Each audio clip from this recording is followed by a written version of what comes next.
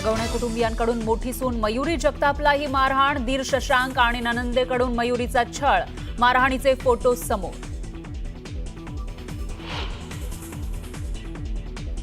वैष्णवीचं बाळ अखेर कसपटे कुटुंबियांकडे सोपवलं, वैष्णवीच्या आई वडिलांकडे बाळ सोपवल्यानं कुटुंबियांना अश्रू अनावर। उपमुख्यमंत्री अजित पवारांचा कसपटे कुटुंबियांना फोन, हगवण्यांवर कारवाई करण्याचं दिलं आश्वासन। तर या प्रकरणात माझा दुरान्वय संबंध नाही, दोषींवर कठोर कारवाई करणार अजित पवारांची माहिती। घडलेली घटना महाराष्ट्राला न शोभणारी, अजितदादा फक्त लग्नाला गेले होते, लग्नावेळी अजितदादांना या गोष्टी माहिती नव्हत्या, सुप्रिया सुळेंकडून दादांची पाठराखण। वैष्णवी हगवणे प्रकरणाची सखोल चौकशी केली जाणार, मुख्यमंत्री फडणवीसांकडून माणुसकीला काळीमा फासणाऱ्या घटनेचा तीव्र निषेध। ज्योती मल्होत्रानं जुलै ते सप्टेंबरमध्ये 3 वेळा मुंबईला दिली होती भेट, पाकिस्तानला संवेदनशील माहिती पुरवल्याचा संशय, तर ज्योतीला पुन्हा 4 दिवसांची पोलीस कोठडी। सलमान खानच्या सुरक्षेत मोठी चूक, घरात घुसलेल्या एका तरुणाला आणि तरुणीला पोलिसांकडून अटक, 20 मेच्या रात्री गॅलेक्सी अपार्टमेंटमध्ये शिरला होता हा तरुण। रत्नागिरीमधल्या पावसाचा मिऱ्या नागपूर महामार्गाला फटका, उद्यमनगर परटवणे दरम्यानच्या पुलावरचा रस्ता खचला, वाहतूक बंद असल्यानं अनर्थ टळला। पुण्याच्या कात्रजमध्ये दरड कोसळली, नवीन बोगद्याजवळ दरड कोसळल्यानं वाहतुकीवर परिणाम। ज्यांनी कुंकू पुसलं त्यांना आम्ही संपवलं, पुन्हा हल्ला केल्यास आणखी कडक कारवाई करणार, 22 एप्रिलचा बदला आम्ही 22 मिनिटांमध्ये घेतला, पंतप्रधान मोदींचा पाकिस्तानला पुन्हा इशारा। आणि गेल्या 36 तासांपासून नाशिकच्या जिंदाल कंपनीला लागलेल्या आगीवर अजूनही नियंत्रण नाहीच, कंपनी परिसरातील स्थानिकांना सुरक्षित ठिकाणी हलवण्यास सुरुवात। हुंड्याच्या विरोधात कायदा या देशात अनेक दशकापूर्वी झालेल्या आणि अशा क्रूर घटना जर होत असतील त्या कुठेतरी थांबल्या पाहिजेत आणि जो कोणी गुन्हेगार आहे त्याला शिक्षा ही झालीच पाहिजे आणि हीच आमची भूमिका आहे। आणि आज सरकारने जो निर्णय घेतला आहे दोन्ही म्हणजे पालकमंत्र्यांनी आणि मुख्यमंत्र्यांनी, त्याचं मी मनापासून स्वागत करते, पण त्याच्यात सातत्य त्यांनी ठेवावं, कारण का हा सामाजिक विषय, मला राजकीय विषय करायचा नाही। सामाजिक विषय आहे, परंतु आपण 21व्या शतकात वावरत आहोत, महिला सगळ्या आता याच ठिकाणी आपण पाहतोय, तुमच्या आजूबाजूला सुद्धा महिलांची संख्या मोठ्या प्रमाणात आहे। असं असताना आजही हुंड्यासारखा प्रश्न आपण सोडवण्यात अपयशी ठरलो आहे, असं या वैष्णवीच्या प्रकरणातून दिसून येत आहे। हो, अर्थातच, म्हणजे एक समाज म्हणून आपल्याला अतिशय काळीमा फासणारी घटना होती।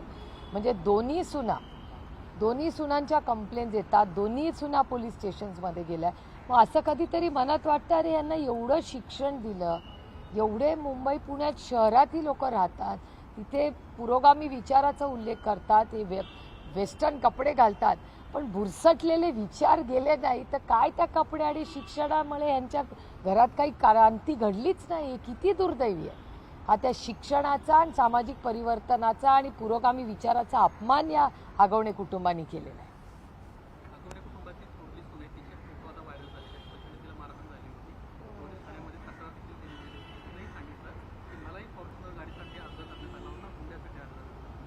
तर ह्याची माहिती मला माहिती होती, कारण त्यांची कंप्लेंट पोलीस स्टेशनलाच गेली होती। त्यांच्या घरातही एक कार्यक्रम 1 महिन्यापूर्वी होता, त्याला मला त्यांनी आमंत्रितही केलं होतं आणि मी ह्याच कारणामुळे गेले नव्हते, कारण का त्या कुटुंबामध्ये डोमेस्टिक व्हायलन्सची केस, त्यांची सून, ज्या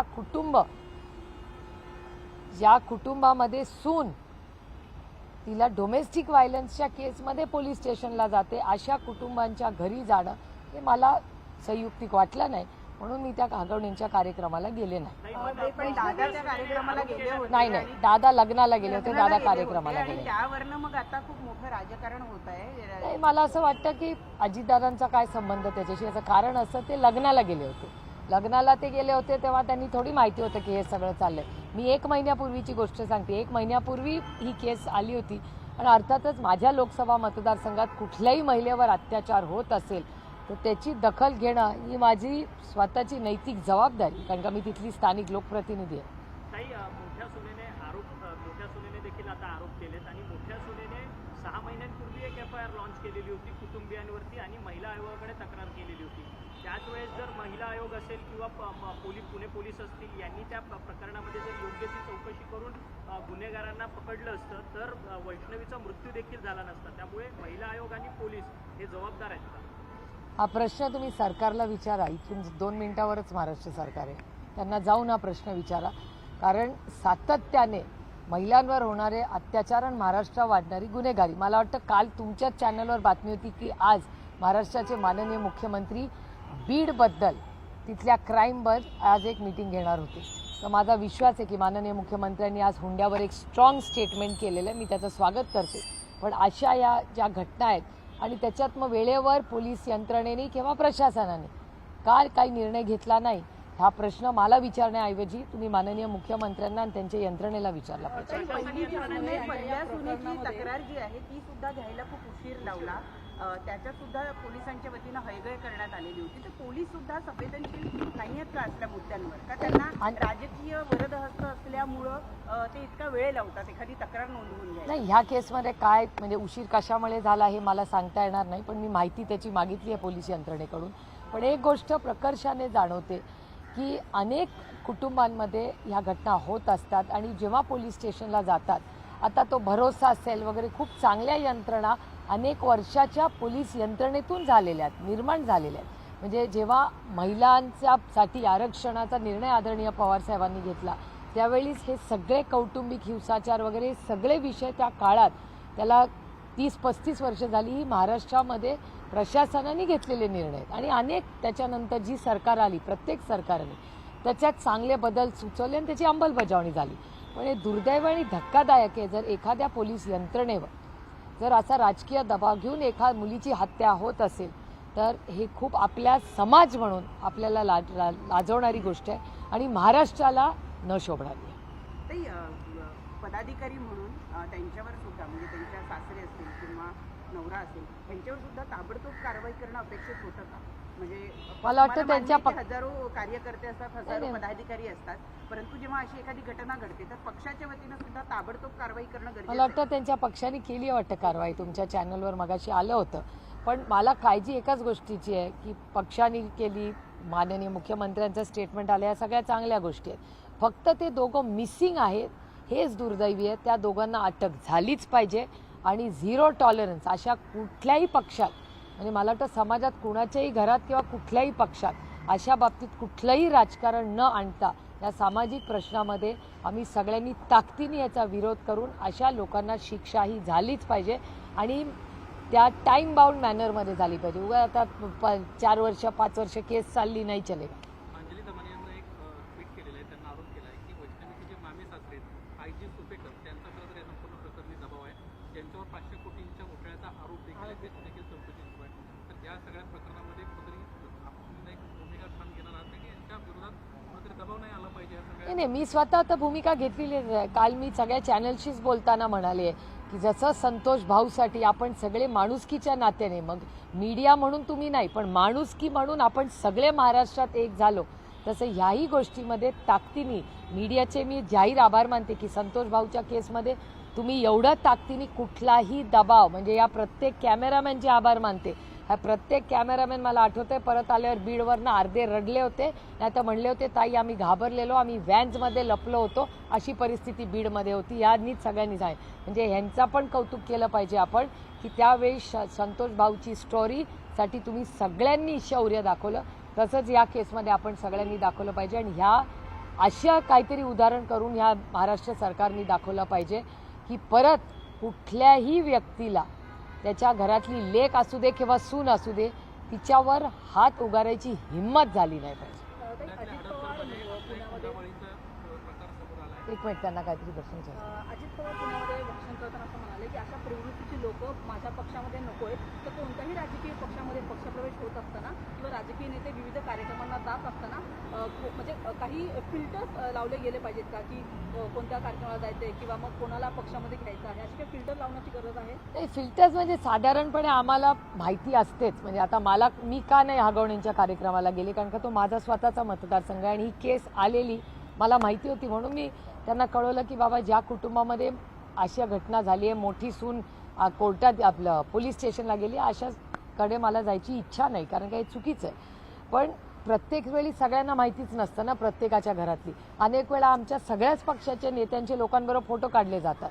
काय कधी कधी आम्ही एअरपोर्टला असतो, एअरपोर्टला ट्रेन स्टेशन असेल, बस स्टँड असेल, आम्ही अनेक ठिकाणी जातो. मी सकाळी रोज वॉकला जाते, कुठेही शहरात असेल, कोणी माझ्यावर फोटो काढतो आणि मी हो म्हणते, कारण की शेवटी ते महाराष्ट्राचे किंवा देशाचे नागरिक आहेत. आम्हाला काय माहिती त्याचे काय केसेस आहेत. त्याच्यामुळे इतकं हार्ड अँड फास्ट ते करता येणार नाही. आम्ही शेवटी लोकप्रतिनिधी आहोत, सगळ्याच पक्षाचे सगळे लोक. मला एवढा विश्वास महाराष्ट्राच्या सगळ्याच पक्षांवर आहे की जिथे एखाद्या सुनेवर अशी म्हणजे अशी एवढी क्रूर घटना घडेल, महाराष्ट्रातला कुठलाही राजकीय पक्ष हे सहन करणार नाही. एवढा माझा महाराष्ट्रातल्या मायबाप सगळ्या पक्षांवर तेवढा माझा विश्वास आहे. तरी आता ते बाळ जे आहे त्या छोट्या बाळाच्या कस्टडीचा प्रश्न निर्माण झालेला आहे. खरं तर त्याला आता त्याच्या नानी आजोबा जे आहेत, आजी आहे, त्यांच्याकडे घेण्याचा प्रयत्न चाललेला आहे. परंतु अशा केसेसच्या संदर्भामध्ये किंवा आता त्या लहान बाळाच्या कस्टडीला घेऊन आपली काय प्रतिक्रिया, कशा पद्धतीनं येत्या काळात? नाही, प्रतिक्रिया नाही, अतिशय संवेदनशीलपणे त्या बाळाचं बघायला लागेल. कारण का आगोणे फॅमिली तर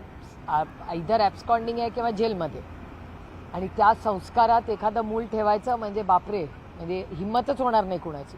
त्याच्यामुळे हे शेवटी त्या मुलाचं सगळं, त्या बाळाचं सगळं त्या आजी आजोबांनाच करावं लागेल.